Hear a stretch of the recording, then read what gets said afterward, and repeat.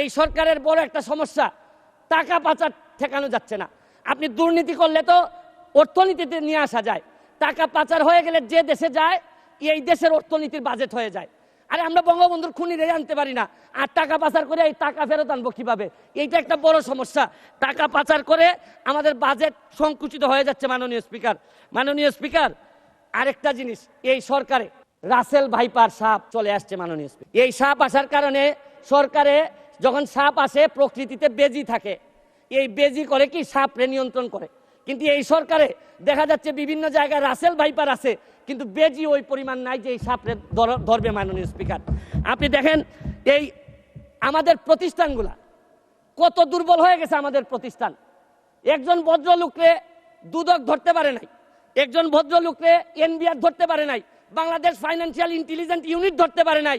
আর NBR এর মতিউর রহমানকে ধরলো একটা ছাগল ছাড়াই এই লোককে তো আপনি আনতেই পারতেন না। আমাদের এই পানি আগে কখনো বন্যা হইতো না, এইরকম 22-এর বন্যা, 24-এ বন্যা, আমরা একেবারে দেবে গেছি পানির নিচে। মাননীয় স্পিকার, এইটা জানা দরকার যে আমাদের এই ভারত থেকে আসা পানি কোথায় কোথায় বাধা পড়ে, এইটা দেখতে হবে। মাননীয় স্পিকার, অনেকে সন্দেহ করে মিঠামইনের রাস্তাও আমাদের এই দুর্ভোগের কারণ। যদি হয় এইটারও মডিফাই করতে হবে, কারণ একটা জেলারে আপনি সৌন্দর্য দিয়ে আরেকটা জেলা ডুবাই দিতে পারেন না। মাননীয়, যে আমি যত বরাদ্দ এই পর্যন্ত পাইছি, আমি হচ্ছে কি এমপি হিসাবে ট্রাস্টি, এই টাকা জনগণের জানার অধিকার আছে। আমি ফেসবুকে দিয়েছি, হয়তো প্রকল্পের জায়গায় টাকা বলছি, কিন্তু টাকার মধ্যে কোনো ব্যবধান ছিল না, কারণ নতুন জেনারেশন আপনি যা বরাদ্দ পাবেন তা জানতে চায়। এবং আমি বিশ্বাস করি বঙ্গবন্ধুর আদর্শের সৈনিক হিসাবে আমি এই ট্রান্সপারেন্সি আমার মধ্যে এটা থাকতে হবে, এবং আমি এই কথা বলি আমি আমার এলাকার এমপি হয়েছি। এখন আলোচনায় অংশগ্রহণ করবেন মাননীয় সদস্য জনাব সৈয়দ সাইদুল হক, 242 হবিগঞ্জ 4।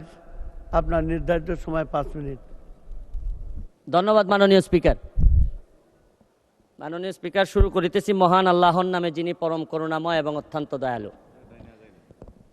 মাননীয় স্পিকার, আমি আমার বক্তব্যের শুরুতেই জাতির জনক বঙ্গবন্ধু শেখ মুজিবুর রহমান সহ এই পর্যন্ত যারা আত্মাহুতি দিয়েছেন দেশের কল্যাণে, তাদের প্রতি শ্রদ্ধা জানিয়ে আমি আমার বক্তব্য শুরু করছি। আমার এই বাজেট বক্তৃতায় প্রথমে আবারও জাতির জনক বঙ্গবন্ধু শেখ মুজিবুর রহমানের প্রতি কৃতজ্ঞতা প্রকাশ করছি যে আজকের যে বাজেট, এই বাজেটের ফাউন্ডেশন কিন্তু উনি 72 সালে দিয়ে গেছিলেন। এইটার উপরেই এখন 1 তলা 2 তলা 3 তলা করে আমরা আগাচ্ছি। এই জন্য ওনার প্রতি আবারও কৃতজ্ঞতা জানাচ্ছি এবং শ্রদ্ধা ভরে স্মরণ করছি। মাননীয় স্পিকার, 8,000 কোটি টাকার বাজেট, আকার বা প্রকারের সাথে আমার বিশ্বাসে ঘাটতি আছে এই বাজেটে, কিন্তু একটা জিনিসে আমার বিশ্বাসের ঘাটতি নাই। এইটা থেকে এই বাজেট বাস্তবায়নে যিনি নেতৃত্ব দিচ্ছেন মাননীয় প্রধানমন্ত্রী জননেত্রী শেখ হাসিনার প্রতি আমার বিশ্বাস আছে যে যে ধরনের আকার প্রকারের বাজেটই হোক, উনি অন্তত কোনো না কোনোভাবে আমাদেরকে সামনের দিকে নিয়ে সফল করাবেন, এই বিশ্বাসটুকু আমাদের আছে। মাননীয়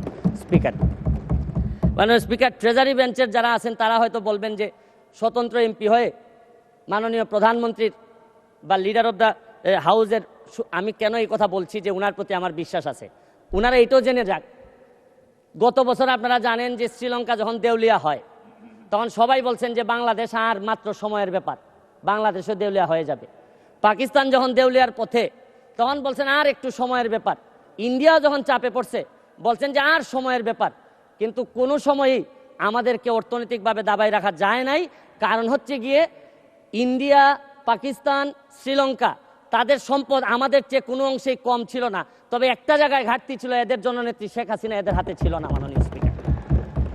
মাননীয় স্পিকার, আমি এইটার সাথে সাথে বাজেটের উপর কয়েকটা কথা বলতে চাই যে এই সরকারের কয়েকটা প্রেশার নেওয়া লাগবে। এই প্রেশারটা আমি সাজেশন দিতে চাই। মাননীয় স্পিকার, দেখেন এই বাজেটে ঋণ দিয়ে উন্নয়ন ব্যয় মেটানো হবে। 2.5 লক্ষ কোটি টাকার লোন নেওয়া হবে, 1.5 লক্ষ প্রায় নেওয়া হবে হচ্ছে গিয়ে ব্যাংক থেকে। আমি মাননীয় প্রধানমন্ত্রী থাকলে বলতাম যে এমপি হওয়ার পর একটা গাড়ি কিনছি 1 কোটি টাকা দিয়ে, 50 লক্ষ টাকা লোন নিছি সাউথ ইস্ট ব্যাংক থেকে। এই লোন আর লোনের যে ইন্টারেস্ট, এইটার কারণে রাতে ঘুম আসে না। মাননীয় প্রধানমন্ত্রী যে কিভাবে ঘুমাবেন এটা একমাত্র উনি জানেন। প্রায় 2.5 লক্ষ কোটি টাকার ঋণ ওনার মাথার উপরে থাকবে সব সময়। আমি আরেকটা জিনিস বলতে চাই মাননীয় স্পিকার, আমাদের বড় চাপ ফরেন রিজার্ভ কমে যাওয়াটা একটা বড় চ্যালেঞ্জ। কারণ হচ্ছে গিয়ে যে বাজেট আপনারা এই সরকার এখানে দিচ্ছেন, আরেকটা বাজেটও আমাদের এই সরকারকে বা এই মাননীয় প্রধানমন্ত্রীকে ব্যর্থ করার জন্য আরেকটা বাজেটও আছে। এই বাজেটের যাতে এই সরকার ব্যর্থ হয় এটার নেতৃত্ব দিচ্ছেন তিনি হচ্ছেন গিয়ে ডক্টর মোহাম্মদ ইউনূস। তিনি চাচ্ছেন এবং তার নেতৃত্বে যিনি সরকার গঠন করতেছেন তার নেতৃত্বে আছে হচ্ছে গিয়ে ডলার।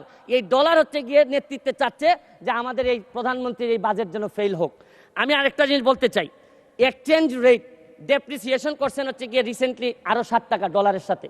অ্যান্ড এক্সচেঞ্জ ডেপ্রিসিয়েশন করার কারণে ব্যালেন্স অফ পেমেন্ট যেটা এইটা আমাদের মিটানো অনেক বেশি ডিফিকাল্ট হয়ে যাবে। এইটা একটা বড় প্রেশার মাননীয় স্পিকার। মাননীয় স্পিকার, মুদ্রাস্ফীতি আপনি জানেন যে টাকার দাম কমে যাচ্ছে, কমে গিয়ে 9.5% হয়েছে এই গত 20 মাস ধরে। আপনাদের কাছে তো মাত্র একটা সংখ্যা 9.5%, কিন্তু ফিক্সড ইনকাম যারা করে, যারা নির্দিষ্ট বেতনে চলে, তারা জানে যে মুদ্রাস্ফীতি এই পর্যায়ে 9.5% দিয়ে সংসার চালানো কতটা কঠিন। এটা একটা বড় চ্যালেঞ্জ মাননীয় স্পিকার। মাননীয় স্পিকার, আপনি তারপরও এই বাজেটে 2-3টা জিনিস আছে, ভালো সফলতা আছে এই সরকারের। আপনারা কি করলেন? আপনারা ইন্টারেস্ট রেট বাড়িয়েছেন, খুবই ভালো, এটা প্রশংসার যোগ্য। আপনারা মানি সাপ্লাই বাজার থেকে কমিয়েছেন, এইটাও একটা সংকুচনমূলক মুদ্রানীতি, রাজস্ব নীতি।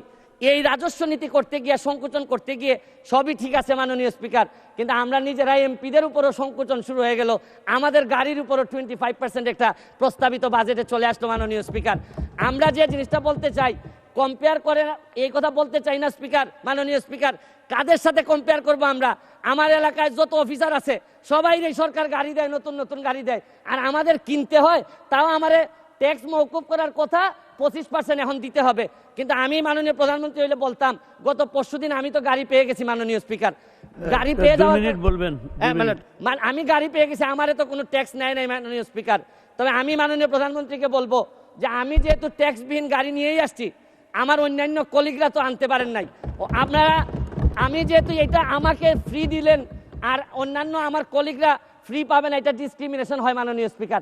তারপরে আমি মহান সংসদে বলে দিচ্ছি, তারপরে যদি মনে করেন দেশের স্বার্থে 25% নিবেনই আমাদের উপর, যতই কষ্ট হোক, মানবতার মা উনি, উনার বিরুদ্ধে আমরা কোনো কথা বলতে পারবো না। হয়তো উনি দেশের স্বার্থেই বলেন, তারপরে বলবো যদি উনি নিশ্চিতি নিতেই চান, তাহলে আমার টাকাটা আমি কথা দিচ্ছি যে উনি যেদিন বাজেট পাস করবেন এই 25% টাকা আমি নিজে নিয়ে এনবিআর এর কাছে দিয়ে আসবো মাননীয় স্পিকার। তাও আমি চাই না যে আমি যেটা পাইছি এটা আমার কলিগরা পাবে না, এটা হইতে পারে না মাননীয় স্পিকার।